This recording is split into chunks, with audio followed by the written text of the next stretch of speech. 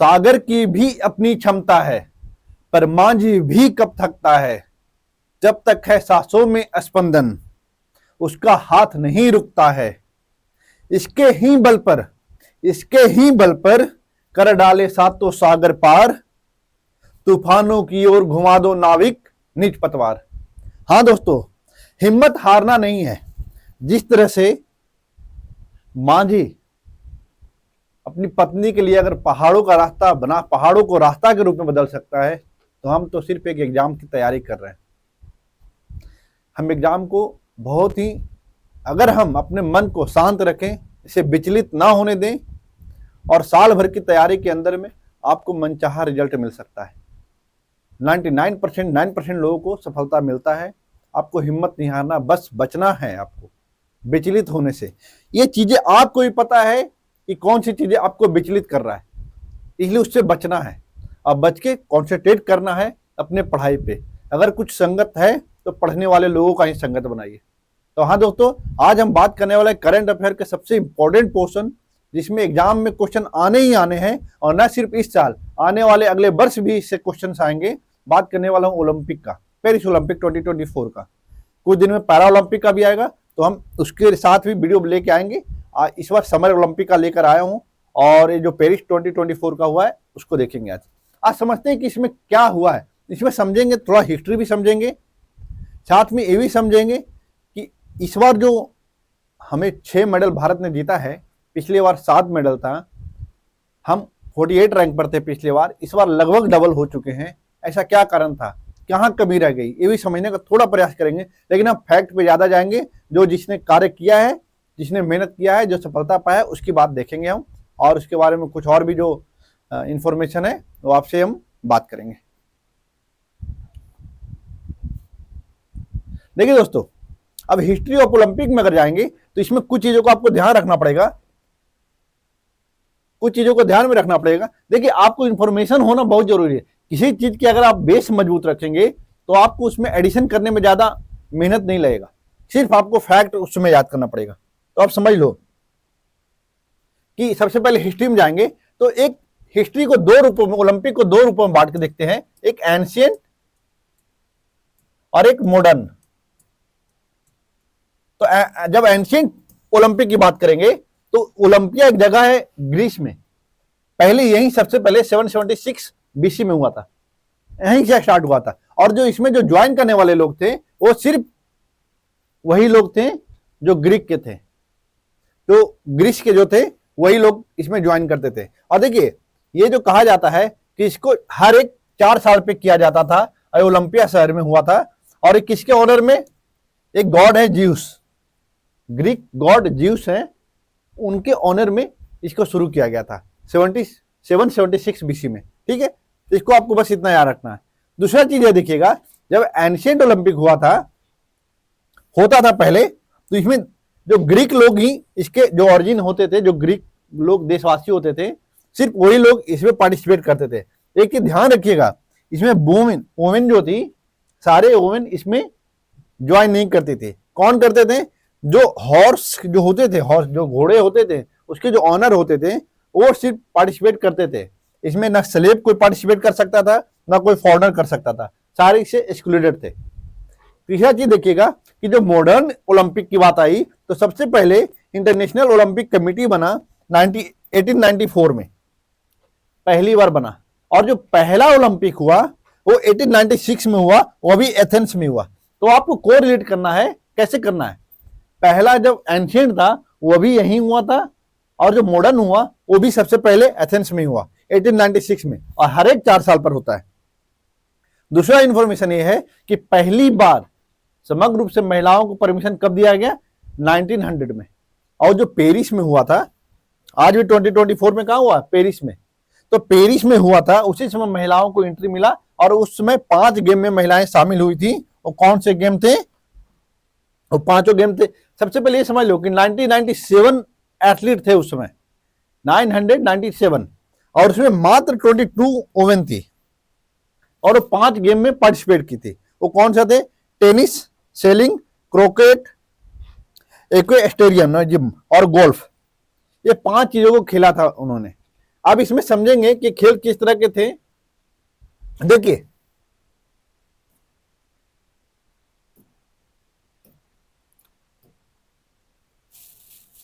ये देखिए इसमें ऐसे था, ये 5 गेम थे। एक क्रोकेट था, इसमें क्या होता है, इस तरह से खिलाया जाता था, एक बॉल होता था, एक हथौड़े टाइप है दिया जाता था, हैमर टाइप, और इसको इसके जरिए इसमें एंट्री करना होता था। इस तरह का गेम होता था। एक हॉर्स राइडिंग का था, सेलिंग, ये जो एक हमने टेनिस बोला, टेनिस भी था। एक सेलिंग, ये जो जहाज देख रहे नाव, ये समुद्रों में किया जाता था, तो वो एक सेलिंग था, और एक गोल्फ था। ये 5 गेम उसमें महिलाएं खेलने के लिए आई थी 1900 में। दोस्तों आरंभ स्कूल ऑफ कंपटीशन में आपका स्वागत है। अगर आपको इन्फॉर्मेशन सही लगे तो दोस्तों के साथ शेयर जरूर करिए। बहुत ही मेहनत से इसको बनाया गया, हर एक फैक्ट को शामिल करने का प्रयास किया गया है इसमें।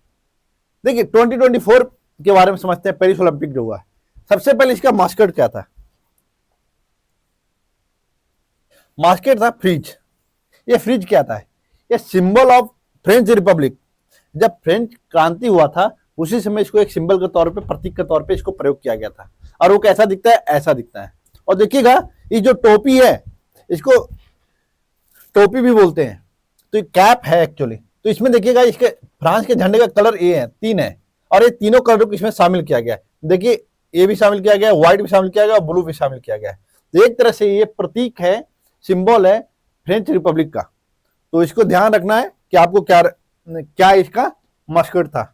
दूसरा चीज ये देखेंगे कि मोटो क्या था इसका। गेम्स वाइड ओपन इसका मोटो था। इसके आदर्श वाक्य क्या थे, सेंटेंस क्या थे? Alone we go faster but together we go further.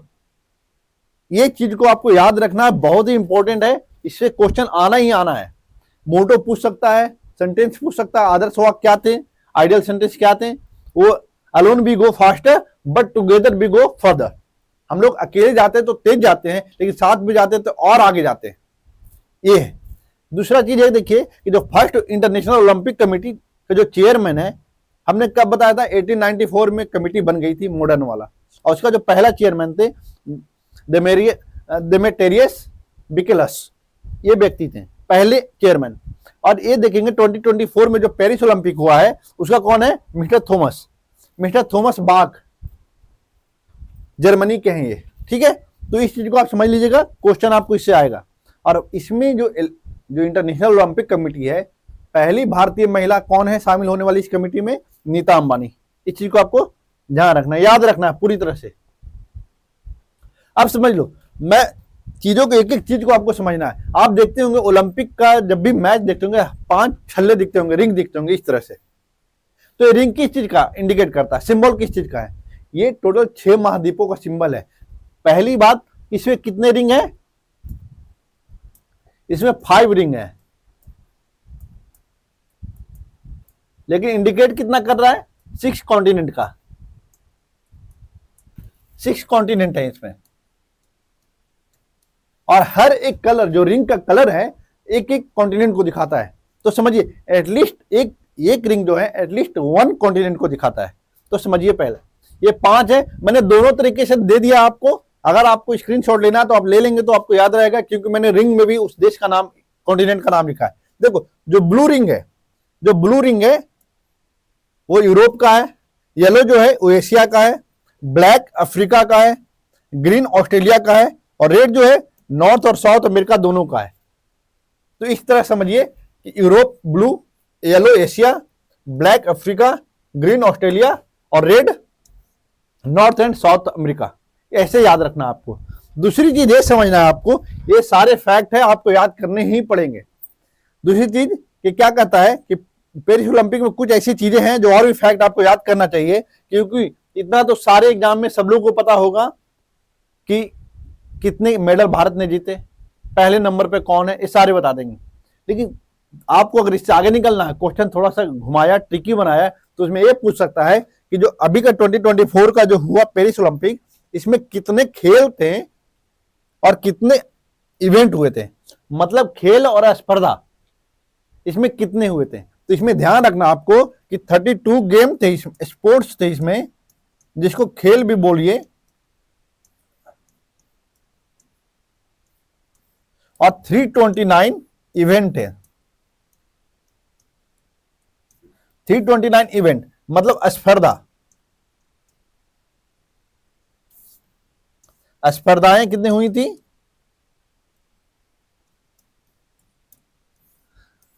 329 मतलब आपको याद रखना है 32 329। ठीक है। दूसरी चीज ये देखेंगे कि इसमें टोटल कितने देश शामिल हुए थे और कितने टोटल एथलीट गए थे। तो टोटल जो एथलीट गए थे 10,714। ठीक है, 10,714 एथलीट गए थे और कितने देशों से गए थे? 206। इस चीज को ध्यान रखना, ये सब याद रखिए, क्योंकि एग्जाम में अगर ट्रिकी बनाएगा तो क्वेश्चन में कथन करके अगर पूछ दिया, अगर ऑप्शन 2 3 2 1 1 2 ऐसे करके दिया तो इस तरह से बना सकता है क्वेश्चंस। तो इस तरह से ध्यान रखना। इसमें एक चीज और ध्यान रखना है कि इस गेम में 4 नए गेमों को शामिल किया है। कौन कौन गेम था? तो स्केटबोर्ड, आप देखिएगा कुछ अगर अल्फाबेट को ध्यान रखेंगे तो इसमें 3S की बात किया है। कौन कौन बात किया है? स्केटबोर्ड, स्पोर्ट क्लाइंबिंग और सर्फिंग। और चौथा क्या है? खाली आपको एक ब्रेकिंग याद करना है। Skateboarding, sport climbing, surfing and breaking, ये 4 गेम को शामिल किया गया है। इस चीज को अच्छे से आपको ध्यान रखना है। बहुत ही इंपॉर्टेंट, मोस्ट इंपॉर्टेंट ये पोर्शन है, आपको याद रखना है। अब देखिए, अब जो पेरिस ओलंपिक में जो बना है टॉप 5 का लिया है और मैंने पाकिस्तान और इंडिया का लिया है। हो सकता है कि जो क्वेश्चन बनाने वाले हो सकता है पाकिस्तान में थोड़ा इंटरेस्ट ज्यादा ले लें, क्योंकि रैंक ऊपर है तो मेडल की संख्या पूछ दे, तो आपको ध्यान रखना है। देखिए, इसमें इस तरह के क्वेश्चन में अगर टफ बनाना होगा तो इसमें करेंगे क्या?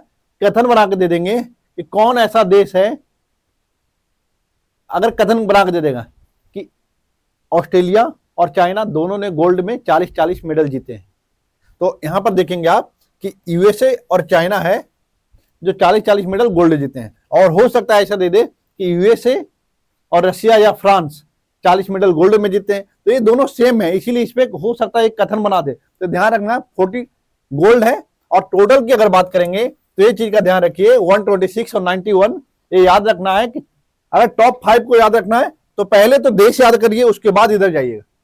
पहले top United states, China, Japan, Australia और फ्रांस, ये याद रखेंगे। और पाकिस्तान इंडिया से भी ऊपर रैंक पर है, उसका एक बड़ा कारण है कि पाकिस्तान ने सिर्फ 1 मेडल जीते हैं, सिर्फ गोल्ड, और भारत ने 6 मेडल जीते हैं, फिर भी उससे पीछे है। कारण क्या है कि जो भी देश गोल्ड जीतता है उसकी रैंकिंग गोल्ड से तैयार होती है। तो गोल्ड एक ही जीता है, इसलिए वो 62 रैंक पर है। और भारत ने गोल्ड नहीं जीता, मात्र 1 सिल्वर और 5 ब्रॉन्ज मेडल जीते थे, इसलिए वो रैंक में कितना है? 71। तो ये तो याद रखना ही है आपको कि 1 पाकिस्तान ने जीते हैं, 6 इंडिया ने। और दूसरी चीज ये आपको सीक्वेंस आपको याद कर लेना है, यूनाइटेड स्टेट्स, चाइना, जापान, इस तरह से याद रखेंगे, ऑस्ट्रेलिया, फ्रांस। अगर आपको दूसरा नजरिए से आप देखेंगे तो आपको ये याद रख लीजिए, जब आप थोड़ा कोरिलेट अगर कर सकते हैं तो आपने मालाबार एक्सरसाइज सुना होगा। मालाबार एक्सरसाइज जो होता है कितने देशों में होता है? 4 देश में होता है। कहां होता है? यूएसए, जापान, ऑस्ट्रेलिया और इंडिया। तो ये देखिए टॉप 5 में जो 3 है ही, तो यहां पर एक रैंकिंग सेट कर लीजिए, इससे याद हो जाएगा आपका। 3 सेकंड पर है, आपको याद रहेगा, फर्स्ट और सेकंड याद ही रहता है। आप अगर कंफ्यूज होंगे तो जापान, ऑस्ट्रेलिया में होंगे, तो आप देख लीजिएगा फ्रांस तो नीचे है ही 5वां नंबर पे। तो इस तरह से आप याद कर लीजिएगा इसको, ठीक है। तो इसमें एक कथन कारण पूछ सकता है, एक इस पे क्वेश्चन बना सकता है बराबर के आधार पर। दूसरा है कि डायरेक्ट टोटल मेडल दे देगा संख्या और बोल देगा कि कितना मेडल जीता है। तो मेडल को अगर फैक्चुअल याद रखेंगे तो हो सकता है बोल दे कि यूएसए ने टोटल पेरिस ओलंपिक में 120 मेडल जीते हैं, जबकि चाइना ने 126 या चाइना ने 95। तो ये आपको याद रहेगा, तो आप कथन कारण में सही कर पाएंगे, ठीक है। अब क्या? अब देखिए, अब इंडिया की जब बात करेंगे तो आपको पता है, मैंने बताया 1896 में 1896 में पहला ओलंपिक मॉडर्न वाला हुआ था। और इंडिया को अप्रूवल कब मिला है? इंडिया को अप्रूवल मिला है इंटरनेशनल ओलंपिक कमेटी से 1924 में। और भारत में जो बना इंडियन ओलंपिक कमेटी वो 1927 में। ये ध्यान रखना आपको, इस तरह से आपको बढ़ना है। अब देखिए, फर्स्ट इंडियन कमेटी जो बना था उसके प्रेसिडेंट कौन थे? Sir Dorab Tata, sir Dorab Tata. और जो प्रेजेंट में है वो पीटी उषा है। पीटी उषा में, पीटी उषा का फुल फॉर्म क्या है, पीटी का मतलब क्या होता है, आप कमेंट में बताइए। Save the mission of 2024 Paris का कौन थे? ये गगन नारंग थे। ये सब याद कर लीजिए, बिल्कुल इंपॉर्टेंट क्वेश्चन है, एग्जाम में कुछ भी पूछ सकता है। थोड़ा सा अगर मेडल से, कितने मेडल हैं, किस देश ने कितने मेडल जीते हैं, इससे अगर बाहर निकला तो इसी टाइप का क्वेश्चन, यहीं से क्वेश्चन बनेंगे। और पहली बार ओलंपिक ऑर्डर मिला किनको? अभिनव बिंद्रा को। इन्होंने गोल्ड मेडल जीता था पहली बार 2008 में बीजिंग ओलंपिक में, ये ध्यान रखिएगा। दूसरा एक चीज है कि इंडिया ने अब तक कितने मेडल जीते हैं? टोटल 41 मेडल जीते हैं। उसमें से गोल्ड कितने हैं? 10, सिल्वर 10 और ब्रॉन्ज 21। अब एक चीज देखिएगा कि हमने क्या बोला कि अभिनव बिंद्रा ने गोल्ड जीता था 2008 में, और एक नीरज चोपड़ा को याद रखते हैं हम लोग, उसने टोक्यो ओलंपिक में उन्होंने क्या जीता था? गोल्ड। तो 2 गोल्ड तो यहीं से आ गया, और बाकी जो 8 गोल्ड है वो हमारे हॉकी ने जीता है। तो ये समझ रखिएगा कि हमारी शान को बढ़ाने में हॉकी की कितनी बड़ी भूमिका है। ठीक है, अब देखिए ये तो हो गया। और लेकिन पहला इंडियन कौन था जो पार्टिसिपेट किया था ओलंपिक में? तो ये नॉर्मन पिटार्ड थे। इनको याद रखिए, एक एथलीट थे, ये सबसे पहली बार मेडल जीते थे, भारत की तरफ से पार्टिसिपेट करके ये मेडल जीते थे। अब देखिए, अब होता है कि ओलंपिक में सबसे ज्यादा किस व्यक्ति ने मेडल जीते हैं? तो माइकल फेल्प्स हैं, इन्होंने सबसे ज्यादा मेडल जीता है। यूएसए के हैं, एक स्विमर है, तैराक है, और उन्होंने टोटल ना 28 मेडल जीत चुके हैं, और जिसमें से 23 जो है सिर्फ गोल्ड है। इसी को ध्यान रखना है आपको, एक क्वेश्चन आता है। और जो ओलंपिक में 2008 का जो ओलंपिक हुआ था, जो मैं बोल रहा हूं बीजिंग का, इस समय वो अकेले 8 मेडल जीता था उन्होंने इंडिविजुअल में, वो एकमात्र व्यक्ति थे उसमें। ठीक है, अब देखिए, अब बारी आती है इंडियन की। अब जब ओलंपिक शुरू हुआ तो उसमें एक सेरेमनी होता है, तो एक ओपनिंग सेरेमनी होता है और एक क्लोजिंग सेरेमनी होता है जब खत्म होता है। तो ओपनिंग कब हुआ था आप कमेंट में बताइए, मैं एंड का बता देता हूं। 11 अगस्त को ओपनिंग सेरेमनी हुआ था, और ये क्लोजिंग सेरेमनी हुआ है। तो आप, ये मैं बता दे रहा हूं, ये जुलाई में हुआ है, आप डेट बताइए। ठीक है, तो जो ओपनिंग सेरेमनी में थे पीवी सिंधु और शरद कमल थे। अब ये शरद कमल जो है टेबल टेनिस से हैं, और ये शटलर हैं, बैडमिंटन खेलती हैं पीवी सिंधु।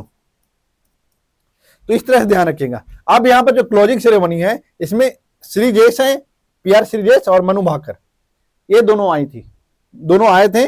और ये ध्यान रखिएगा, एक चीज आपको फैक्ट पता होना चाहिए कि क्लोजिंग सेरेमनी में श्रीजेश की जगह पर नीरज चोपड़ा आने वाले थे, लेकिन चूंकि इन्होंने संन्यास लिया था, इसलिए नीरज चोपड़ा ने इनको मौका दिया कि नहीं, मैं अगले बार कर लूंगा, इस बार इनको दिया जाए। तो श्रीजेश जो हॉकी प्लेयर हैं और गोलकीपर, जब हॉकी में गोलकीपर की भूमिका में रखते हैं। मनु भाकर जो एक शूटर हैं, और इन्होंने इस बार रिकॉर्ड बनाया है, वो हम आगे बात करेंगे। 2 ब्रॉन्ज मेडल जीती हैं। तो इस चीज को याद रख लीजिएगा, क्वेश्चन इससे डायरेक्ट आ सकता है। अब देखिए क्या क्या जीता है इंडिया ने। सबसे पहले सीक्वेंस मैंने वैसे ही बनाया, मनु भाकर ये जीती 10 मीटर, सारा याद रख लीजिएगा, ये 10 मीटर ये शूटिंग में जीती है और ब्रॉन्ज लेके आई थी। पहला मेडल इन्होंने ही जीता था ओलंपिक में इंडिया की तरफ से। फिर दूसरा भी इन्होंने ही जीता, लेकिन वो मिक्स में था। किनके साथ मिक्स किया था इन्होंने? सरबजोत सिंह के साथ। और सरबजोत सिंह ये दोनों कहां से हैं? हरियाणा से। ठीक है, इस शूटिंग में इन्होंने जीता, ये भी 10 मीटर वाला था, 10 मीटर शूटिंग था। ये एक्सपर्ट है सरबजोत जो है 10 मीटर शूटिंग में एक्सपर्ट है, तो इन्होंने इसमें भी जीता था। ठीक है, अब एक स्वप्निल कुशाले हैं, ये 50 मीटर का 3 पोजीशन पर होता है एक शूटिंग का, ये 50 मीटर पर इन्होंने पहली बार डेब्यू किया ओलंपिक में, और पहली बार में इन्होंने क्या जीता? ब्रॉन्ज। ये कहां के हैं? महाराष्ट्र के हैं, महाराष्ट्र के कोल्हापुर के रहने वाले हैं। टीम इंडिया, अगर हॉकी की बात करेंगे, टीम इंडिया हॉकी में इन्होंने ब्रॉन्ज जीता, किसको हराकर? स्पेन को हराकर। ध्यान रखिएगा टोक्यो में भी हमने ब्रॉन्ज जीता था हॉकी में। तो आपको सारे चीज याद रखना है, कथन में कैसे भी बना दे सकता है, आपको ये चीज रिकॉल होना चाहिए एग्जाम में। अब देखिए नीरज चोपड़ा, ये सारा सीक्वेंस में ऐसे ही बनाया हूं, ये भी हरियाणा के हैं और ये जेवलिन थ्रो में अपने पिछला रिकॉर्ड को इन्होंने तोड़ा और इस बार सिल्वर उन्होंने जीता। फर्स्ट पाकिस्तान के प्लेयर आए हैं। हम बात करेंगे एक अमन सहरावत, इनके बारे में तो कहानी बहुत ही ऐसा स्ट्रगल वाला है कि 11 साल की उम्र से ही इसका कुश्ती का तैयारी कर रहे हैं और इनके ऊपर पेरेंट्स का साथ नहीं है, फिर भी इनके चाचा इनको पाले हैं, बड़ा किया और इन्होंने इस तरह से, जिस तरह से जेवलिन थ्रो में नीरज चोपड़ा के जीतने के बाद कोई उम्मीद नहीं थी कि अब कोई हमारे पास मेडल आएगा, लेकिन अमन सहरावत ने क्या किया, हम लोगों के देश का नाम और रोशन किया और एक ब्रॉन्ज मेडल भारत के खाते में लेकर आए। ठीक है, भारत की तरफ से टोटल कितने एथलीट पार्टिसिपेट किए थे? 117 और टोटल 26 स्पोर्ट्स और 69 इवेंट में पार्टिसिपेट किया। ठीक है,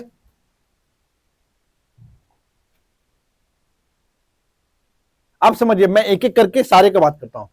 जो 6 हमारे प्लेयर हैं जिन्होंने जीता है इंडिया चैंपियन, मैं सारे लोगों को मैं इंडिया चैंपियन नाम दे रहा हूं और इंडिया प्राउड भी बोलने में कोई गुरेज नहीं करना चाहिए। 2 ब्रॉन्ज जीता इन्होंने, मनु भाकर ने, ये कहां की है? हरियाणा की है। और अभी इन्होंने किस में जीता? एक इंडिविजुअल में जीता था,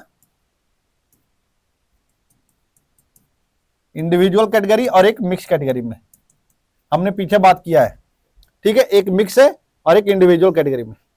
ये सरबजीत सिंह है, सरबजोत है, इन्होंने भी मिक्स में ही जीता है, मनु भाकर के साथ खिला था इन्होंने और एक ब्रॉन्ज मेडल भारत के खाते में, दूसरा ब्रॉन्ज मेडल आया था। और ये ब्रॉन्ज मेडल का शेप है पेरिस ओलंपिक का, इस तरह से ध्यान दीजिए। ये देखिए हमने क्या बोला, इंडिविजुअल में मनु भाकर, एक मिक्स में मनु भाकर। मिक्स में के कौन थे? मनु भाकर और सरबजोत सिंह। तीसरा जो मेडल आया था स्वप्निल कुसाले लेके आए थे।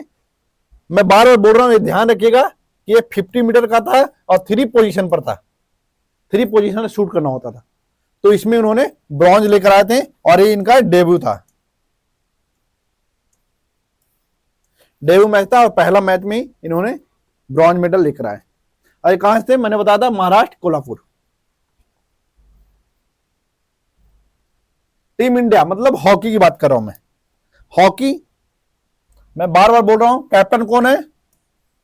कैप्टन को याद रखिए, कैप्टन हरमनप्रीत सिंह।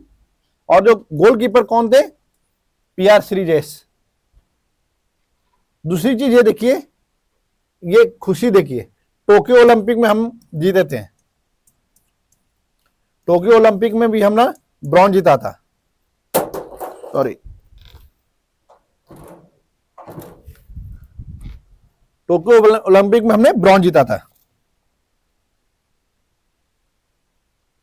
चैंपियन भारत, किसी से उम्मीद तो हम सारे प्लेयर से करते हैं, लेकिन जिसके बारे में कहते हैं कि मेडल तो लेकर ही आएगा, हम उसका नाम नीरज चोपड़ा के रूप में जानते हैं।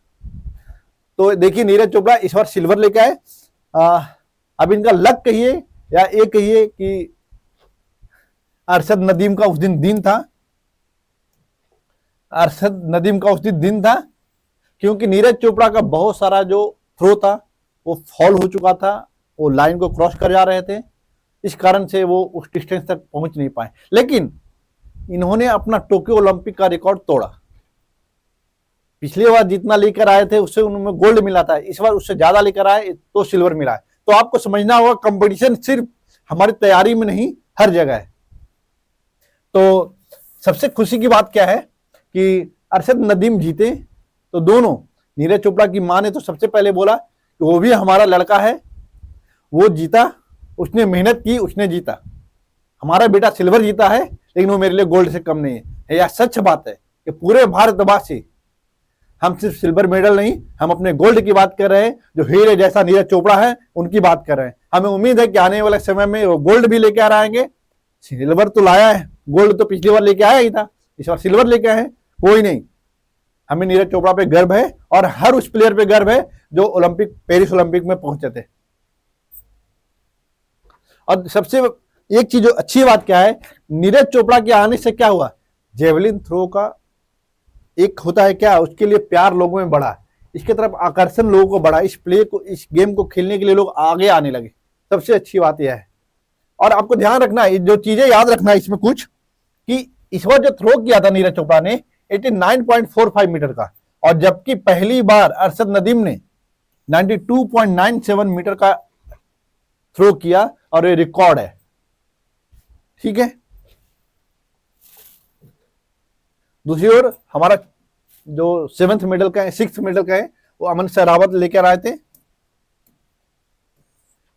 मैं फोटो सिर्फ इसलिए लगाया हूं ताकि आप पिक्टोरियल फॉर्म में अगर किसी चीजों को देखते हैं तो लंबे टाइम तक याद रहता है, इसलिए मैंने मेडल भी लगाया है ताकि आप अगर भूल भी जाओ तो ध्यान रहे। तो ये देख लो कि ये जब ये जीते, जब ये कुश्ती कर रहे थे, तो अपने इंटरव्यू में इन्होंने बोला कि मैं सोच ही नहीं रहा था कि मैं पेरिस ओलंपिक में खेल रहा हूं। आई टोल्ड माई सेल्फ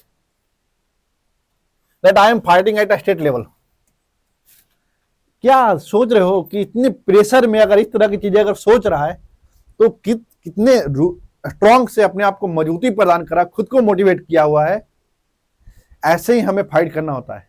जब आप एग्जाम हॉल में बैठे रहो तो आप सोचो, अगर घर में बैठे हो तो ये सोचो कि हम एग्जाम हॉल में बैठे हैं, और जब एग्जाम हॉल में बैठे रहो तो बोलो कि हम तो घर पे टेस्ट लगा रहे हैं। इस तरह से प्रेशर को आप हैंडल कर सकते हो, और इन्होंने वही किया। अमन सहरावत ने कहा था, और ब्रॉन्ज मेडल वो रेसलिंग में लेके आए, और 2024 का है, और 57 केजी में, ये आपको याद रखना है, 57 केजी में इन्होंने खेला था। और विनेश फोगाट की जब बात करेंगे तो जो रेगुलर खेलती थी 53 केजी में, लेकिन इस बार वो 50 केजी में खेली थी। ठीक है, अब देखिए ये तस्वीर खुशी भी देता है और दुख भी। दुख इस बात के लिए कि इन्होंने इतना मेहनत किया और लास्ट में इनको निराशा हाथ लगी, और निराशा ये अगर किसी को रिप्रेजेंट कर रही थी पेरिस में तो पूरे भारत को रिप्रेजेंट कर रही थी। ये जब दुखी थी तो पूरा भारत दुखी था। लेकिन गर्व इस बात का है कि इनको इनकी गलती से नहीं, कुछ छोटी सी गलती, ऐसी गलती नहीं थी जिसके लिए हम उनको माफ न कर पाए। हम लोग गर्व करते हैं। आप हमारे लिए सिल्वर तो लेकर आ ही चुकी थी, अब कुछ नियम ऐसे था जो नहीं मिल पाया, लेकिन मेरे लिए आप सिल्वर नहीं, पूरे भारत के लिए आप गोल्ड। अगर इससे ऊपर कोई मेडल होता तो मैं उसका भी नाम लेता, क्योंकि आप 53 केजी से 50 केजी पर जाकर इस तरह से चीजों को अपने आप को इतना मेहनत करके यहां तक पहुंचाई, ये हमारे लिए गर्व का बात है। Vinesh Phogat, be all Indian, we are proud of you. तो आप देखिए खुशी, जब पहला मैच इन्होंने जीता, ये खुशी देखिए कितना सुकून देता है हम सभी को, हर भारतीयों को सुकून देता है। ये फाइट देखिए कितना स्ट्रगल का होगा।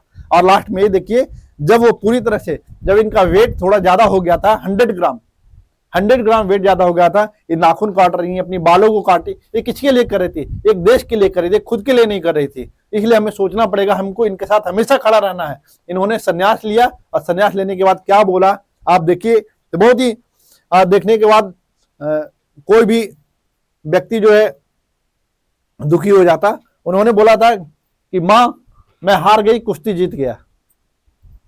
ये शब्द जो है सही में दुख पहुंचाता है कि इनके साथ ऐसा हुआ, और इसी समय वो संन्यास ले रही थी। हम लोग पूरी उम्मीद थी कि ये गोल्ड लेके आती, और संन्यास ले रही हैं तो कुछ अच्छे के साथ इनको संन्यास ले तो ज्यादा अच्छा होता। लेकिन जो भी है समय की बात है। लेकिन गोल्ड आप लेकर आई ना आई, आप कोई मेडल लेके आई ना आई, आप मेरे लिए ही मेडल है, पूरे भारत के लिए मेडल है। आप सभी लोगों का सीना चौड़ा किए गर्व से कि आप वहां तक पहुंची जहां तक किसी की उम्मीद नहीं थी। कोई रेसलर, फीमेल रेसलर वहां तक पहुंची नहीं थी। अब देखिए आने वाले समय में इस बार का जो हुआ है, ये सब क्वेश्चन बनेंगे। इस बार जो हुआ 2024 का कहां हुआ? फ्रांस में हुआ। अब फ्रांस में देखो पहले भी हो चुका है, एक 1900 में, और यही वो समय है जब महिलाओं को पहली बार पार्टिसिपेट करवाया गया था मॉडर्न ओलंपिक में। दूसरा हुआ था 1924 में, और इस फिर 100 ईयर के बाद इसको भी कोटेशन कथन बना के क्वेश्चन दे सकता है, किस देश को 100 साल बाद पेरिस ओलंपिक कराने का मौका मिला? तो ये पेरिस है। 1924 में क्या था, अब 2024 में कर रहा है। अब जो 28 का होगा वो होने वाला लॉस एंजल्स। लॉस एंजल्स कहां है? यूएसए में। वहां भी पहले हो चुका है 1932 में, 1984 और 2028 में होगा। और 32 का कहां होगा? ब्रिस्बेन जो ऑस्ट्रेलिया में है।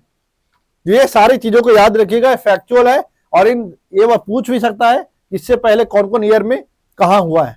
तो इस तरह से सारी चीजों को आपको याद रखना है। दोस्तों अगर वीडियो आपको अच्छा लगा है, इंफॉर्मेशन सही लगा है, तो आप दोस्तों के साथ शेयर करिए, सब्सक्राइब करिए और कमेंट भी करिए। जो भी सुधार करना है हम करेंगे। और उम्मीद है कि आपको वीडियो बहुत पसंद आया होगा। शेयर करिए, कोई ग्रुप आप रखे हैं उस ग्रुप में शेयर करिए, ताकि उन लोग अपने दोस्तों के साथ शेयर करिए ताकि उनको भी ये इन्फॉर्मेशन पहुंचे। Thank you so much.